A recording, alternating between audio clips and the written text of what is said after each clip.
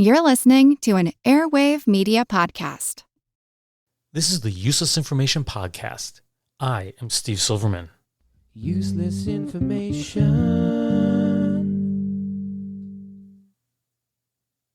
Just a bit of warning about today's story, and that is you may find a few of the words unacceptable by today's standards, but I have opted to quote them exactly as they were stated more than a century ago.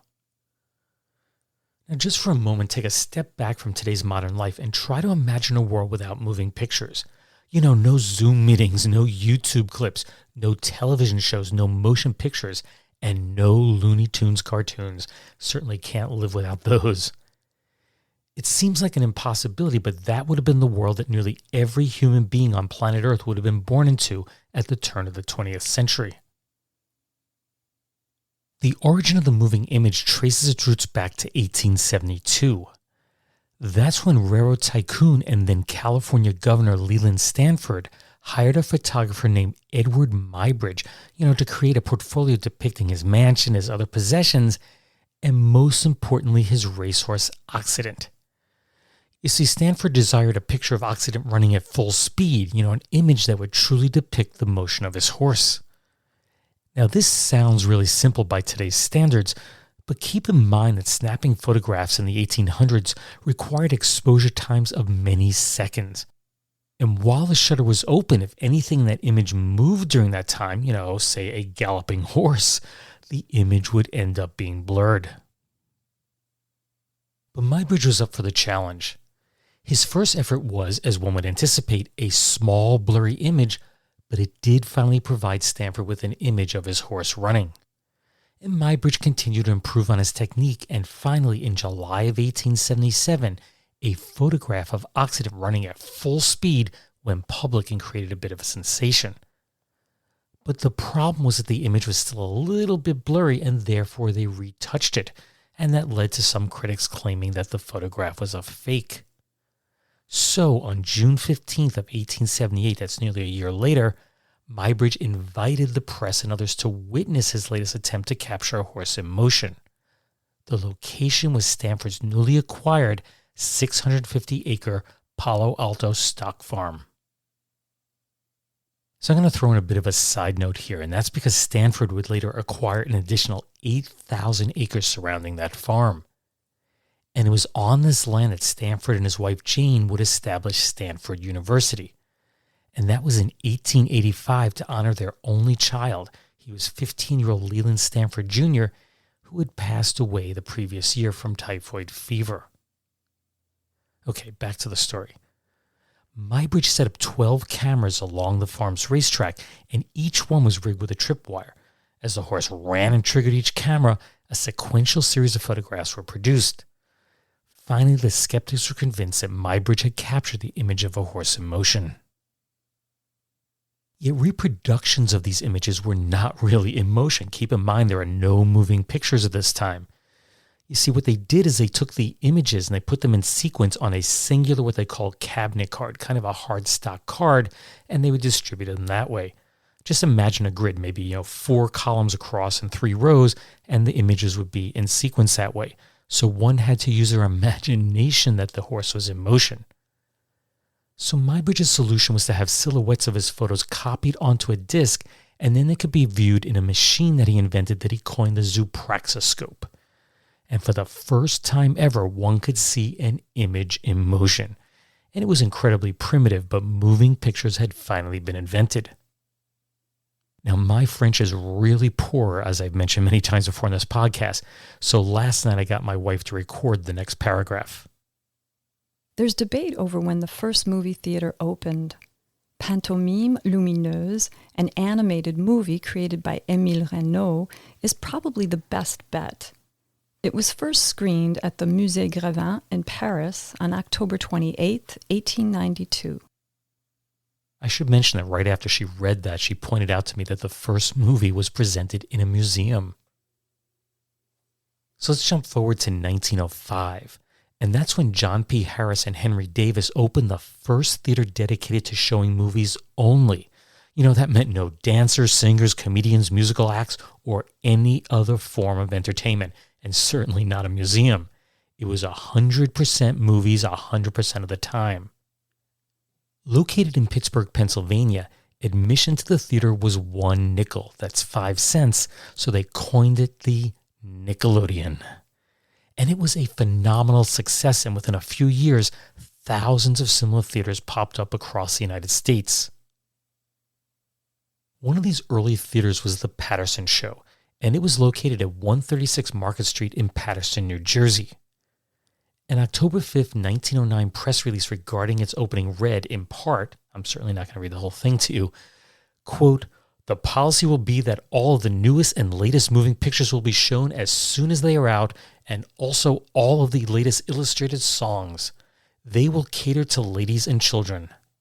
And it goes on, but the article concludes, "The price of admission is 5 cents, and you can go in any time and stay as long as you wish.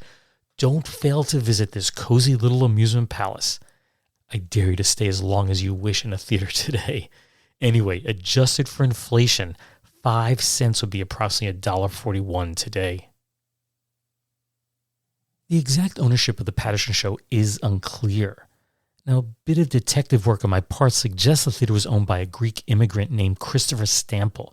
His real last name was Stassinopoulos. And the theater was managed by a guy named Peter Adams, whose real name was Panayotis A. Adamopoulos. And finally, there was his brother, Adam A. Adams. And I'm not really sure how this all fits together. It is possible they all had a partnership in the business, but the show license itself, that was definitely in Stample's name.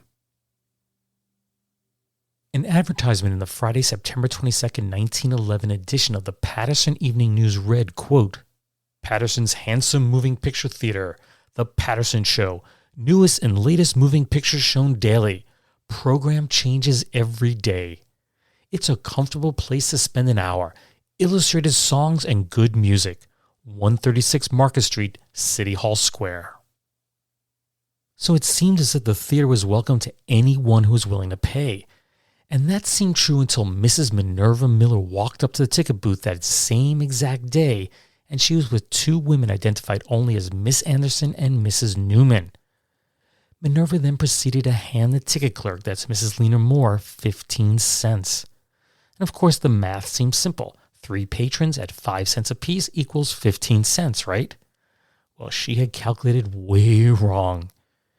Mrs. Moore informed Minerva that it would cost her 25 cents. That's $7.05 today. 25 cents to enter the theater.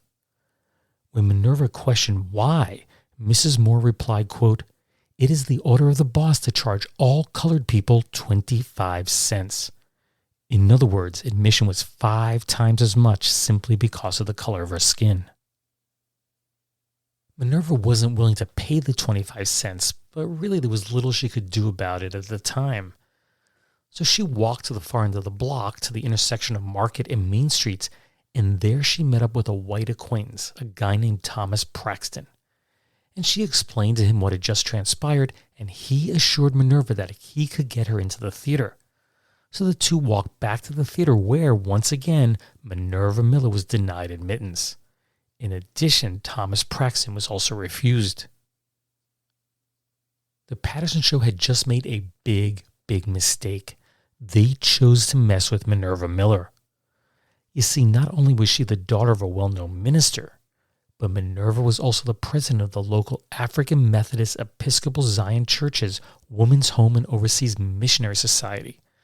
In other words, Mrs. Miller had clout in the local African American community, and she decided to fight back against this theater's racist policy. Minerva's solution was to use the power of the legal system to fight this injustice.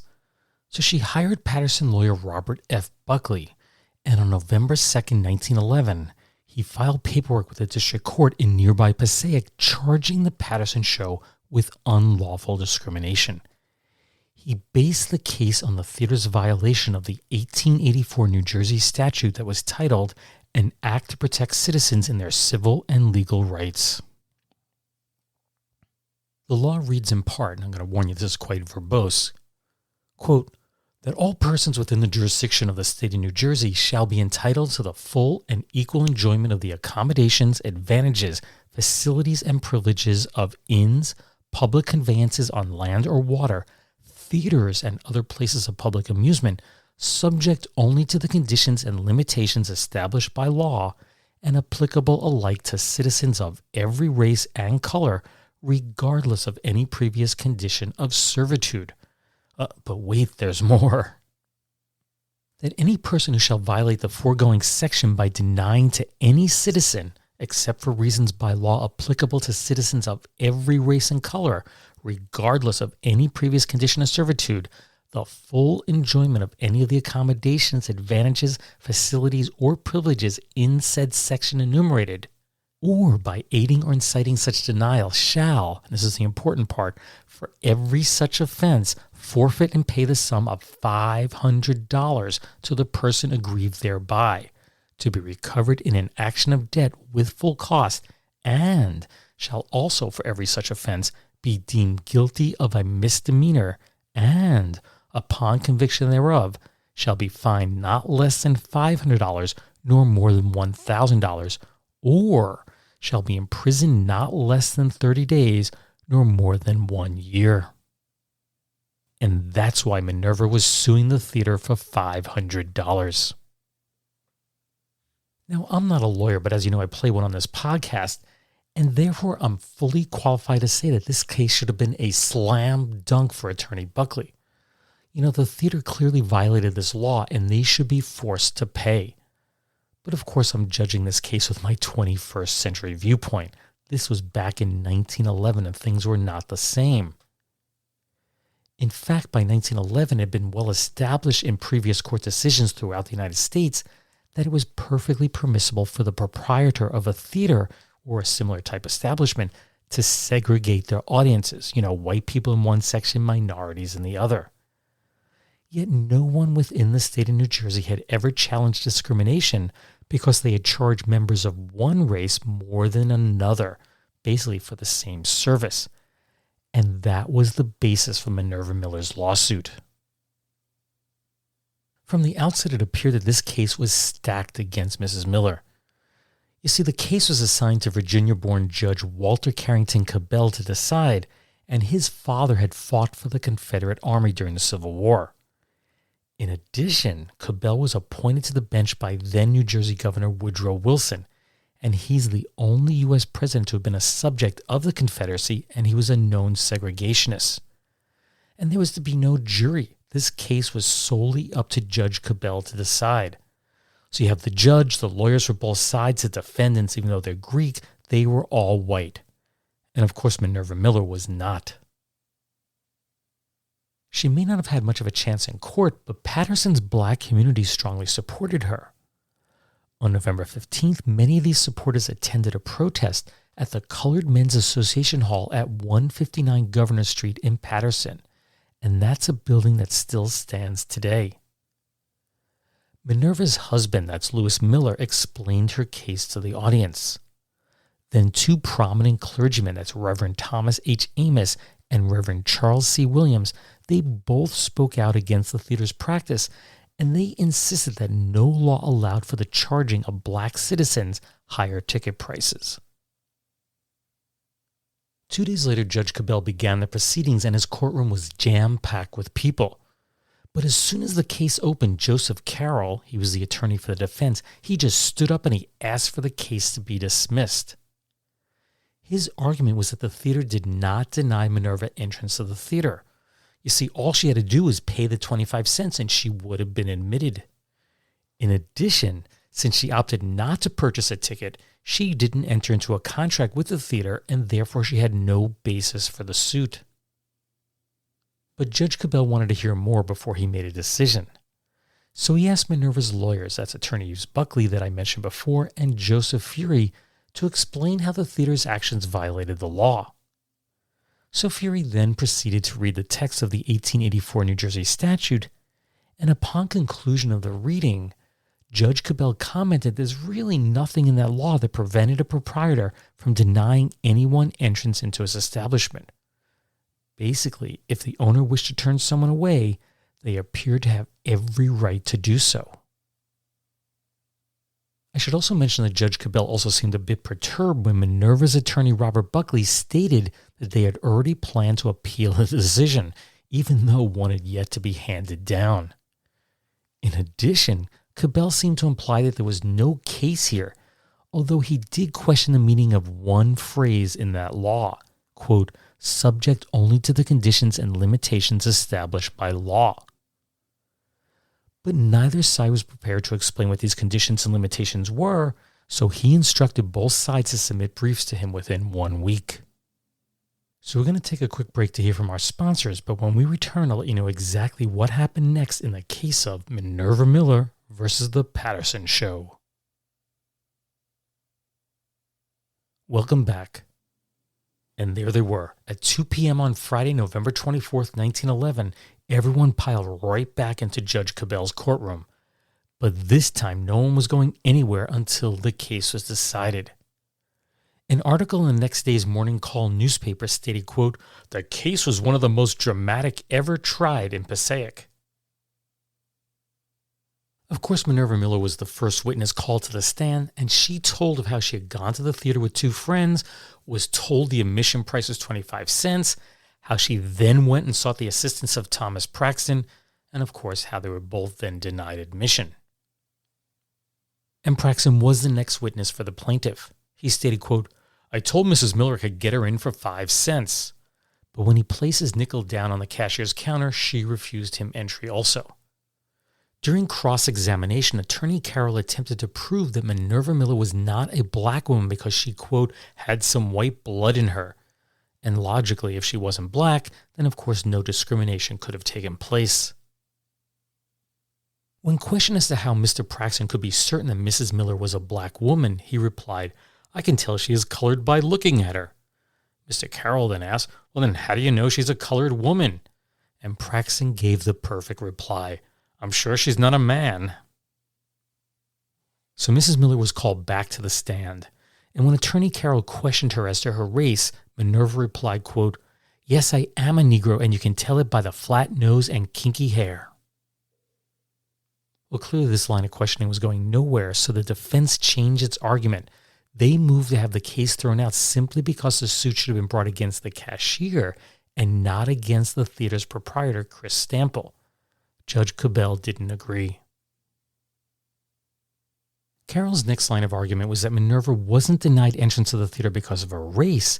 She was denied entry simply because the theater was full. And to prove this, he called ticket clerk Lena Moore to the stand. She stated, quote, we never refuse admission unless the theater is crowded, and then I'm required to stop the sale of tickets until the crowd goes out. This was the case on that particular evening. Mrs. Moore said that she remembered the evening well based on the movie that had been playing, but she had no recollection of Minerva Miller because all black women looked alike to her. She also denied ever telling anyone that the theater charged black patrons more than white patrons. And to back up this claim, theater manager Peter Adams testified that no one was ever denied admission unless he or she, quote, was intoxicated or crazy. But of course, Minerva wasn't denied admission. The argument here is that she was being charged more simply because of the color of her skin. The defense's last witness was Robert Taylor, who was a real estate and insurance agent. Mr. Taylor was a frequent customer at the theater, and he just happened to be in the ticket booth when Minerva handed over her payment for admission to Lena Moore. Taylor told of how Mrs. Moore informed Minerva that there were, quote, no seats, and how she then went on to explain that Mr. Adams told her that the theater was full. But to refute this claim that Minerva Miller had been denied admittance solely because the Paterson Show was full, the plaintiffs called 2 additional witnesses to the stand. Mrs. Anna Ray testified how she, along with her husband, had gone to the theater the night before the alleged incident. Mr. Ray proceeded to set 50 cents down on the ticket counter and was surprised that he received no change back. When he inquired why, the couple was told that the theater charges 25 cents for black patrons. Next up was a Mr. Henderson, who testified that he had also been there the previous evening when 25 cents admission was charged. After being refused entrance, he spoke to Sheriff John Rancière, who told Henderson to go try again, but he was once again refused admission. After all the witnesses had completed their testimony and the lawyers from both sides quoted legal cases from other states, it was time for closing statements. Minerva's attorney, Robert F. Buckley, delivered a very powerful summation. So take a listen. Any discrimination founded upon the race or color of the citizen is unjust and cruel and can have no sanction in the law of the state. If the rights and privileges of the colored citizen are to be restricted by the whims and at the pleasure of those who engage in public business and who solicit public patronage, as has been done by the defendant in this case, then the rights of the colored citizen and the great freedom to him of which we boast will soon be relegated to oblivion, and the shackles of slavery will again be welded on this unfortunate race of human beings. The members of the African race born or naturalized in this country are citizens of the states where they reside and of the United States. Both justice and public interest concur in a policy which shall elevate them as individuals and relieve them from oppressive or degrading discrimination, and we shall encourage and cultivate a spirit which shall make them self-respecting, contented, and loyal citizens, and give them a fair chance in the struggle of life, weighted as they are at best with so many disadvantages. It is evident that to exclude colored people from places of public resort on account of their race is to fix upon them a brand of inferiority and tends to fix their position as a servile and dependent people. It is, of course, impossible to enforce social equality by law, but the law in question simply ensures to colored citizens the right to admission on equal terms with others to public places, theaters, and places of public amusement. Those are actually great words for 1911, but would they be enough to sway Judge Cabell's opinion? Well, as I said, nobody was going anywhere until this case was decided. And as the 9 o'clock hour approached, Judge Cabell finally issued his decision.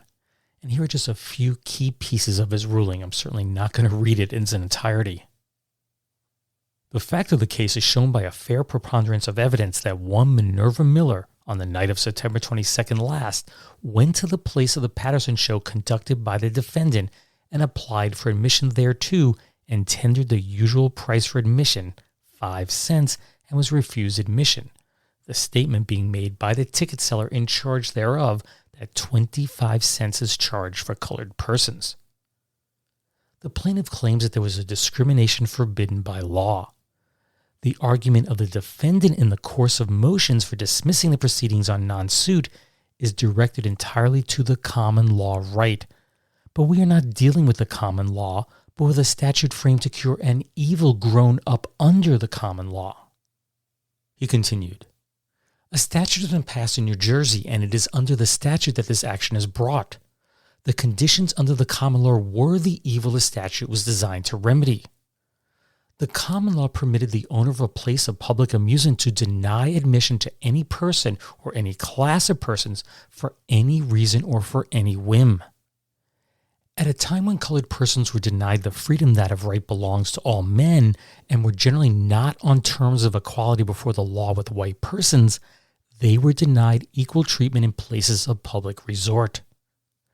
When slavery was abolished and when color or previous condition of servitude became no longer a bar to civil equality, it was natural that all discrimination based on these reasons should cease in public places. But it was found that some refused to recognize the new order of equality before the law of all men, and their continual discrimination in public places became a great evil and a gross injustice calling for legislative interference." After citing previous case law to support his decision, Judge Cabell wrote, quote, "This defendant was the owner of the show where the unlawful discrimination was made, and there is every reason to believe that he knew of the violation and directed it. The law should hold him responsible, and the court believes it does. Judgment is entered for the plaintiff for the sum of $500. Minerva Miller had won her case, and $500 would certainly buy a lot of 5-cent movie tickets, 10,000 tickets to be specific. Yet there was to be no celebration, at least not yet, and that's because Attorney Carroll immediately filed an appeal to the state's Supreme Court. While awaiting their decision, the following letter appeared on page 8 of the November 28, 1911 publication of the Passaic Daily News. As a colored businessman of the city and as secretary of the Colored Citizens Association, I wish to ask for space in your columns to say a word of praise for the Honorable W. Carrington Cabell, Judge of the District Court of Passaic in the case of Mrs. Minerva Miller versus the Paterson Show Company. I attended the trial and paid strict attention to the case in every respect. The manner in which Judge Cabell overruled the attorney for the defense in his different pleas and motions for a non-suit impressed me as I have never before been impressed in a courtroom. The judge showed a keen conception of the law and his rulings were just and fair. The colored people of New Jersey owe Judge Cabell a great debt of gratitude in that he was enough of a judge to set a precedent in the state of New Jersey upholding the civil rights of the black man. Long may he live and climb up the ladder of judicial fame, as his ability and common sense judgment will surely bring him to the topmost round. The evidence was conclusive, 'tis true, yet I have known of many cases of similar nature when a weak-kneed judge would render adverse decision for fear of public disfavor. Judge Cabell stands out by this act with such noted defenders of the American Negro as Wendell Phillips, Lincoln Douglas, and a host of others. In this case, as in all others of a like nature, we ask for nothing more than a fair, square deal and equal treatment, and we hope this decision of a damage of $500, the full amount allowed under the law, will be a lesson of warning to many other acts of discrimination being practiced here in Passaic County against the Negro. The time has come when we will no longer submit to such treatment, but we will fight in a law-abiding manner. William L. Green Paterson, November 25th. A decision in the case of Minerva Miller, plaintiff appellee versus Christopher Stample, defendant appellant, was handed down by the New Jersey Supreme Court on July 22, 1912. The opinion, which was penned by Justice Samuel Kalish, can be summed up with its final sentence, quote, "The judgment of the District Court will be affirmed. Minerva Miller had won." Now, I'd like to report that the Millers went on to live a long and prosperous life after all the commotion of this case died down, but that was not to be the case. Husband Lewis Miller would pass away 2.5 years later on February 11th of 1915 at 50 years of age. Then on May 28th, 1921, that's about 10 years after this case, Minerva Ann Anderson Miller passed away. She was just 51 years old, and both are interred at the Laurel Grove Cemetery in Tottawa, New Jersey. Now, as for the legal decision itself, clearly this is just a baby step on the road to assuring that everyone has equal rights under the law. Most people know all about the key figures in the civil rights movement, Rosa Parks, Martin Luther King, Emmett Till, Malcolm X, John Lewis, and so on. But most people, and that includes myself, would be hard-pressed to name those who made very small contributions. But Minerva Miller was one of those people, so try to somehow spread this story if you can. She really did make a difference, even if it was a small one. Useless, useful, I'll leave that for you to decide. So as I bring this podcast to a close, I just want to mention this wasn't the story I initially planned to record.